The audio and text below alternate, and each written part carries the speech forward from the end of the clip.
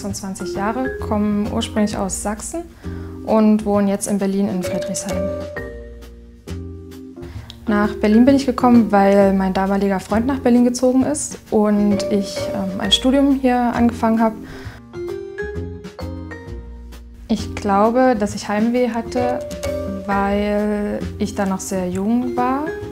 Und zu Beginn der Ausbildung, also die ersten 2 Jahre, da war halt vieles noch neu und ich musste mich auf viele neue Sachen einstellen.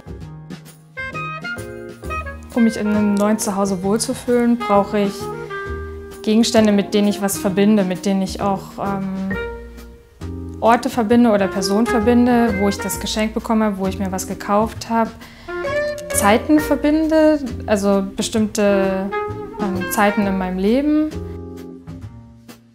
Dann habe ich noch eine Lampe hier im Zimmer, die hing schon bei uns im Haus, im Flur. Und da verbinde ich halt so meine Kindheit oder meine Jugend auch mit diesem Haus. Und wenn ich diese Lampe halt sehe, weiß ich auch noch genau, wo die hing in dem Haus. Und da denke ich halt auch an das Haus zurück.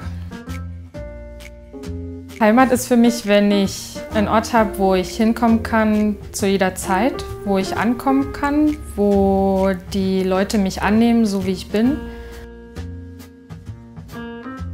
Ich würde mir wünschen, in 5 Jahren bei einer NGO zu arbeiten, wie beispielsweise Ärzte ohne Grenzen, und gegebenenfalls mit einem Partner zusammen zu wohnen in einer Wohnung, die wir uns gemeinsam eingerichtet haben.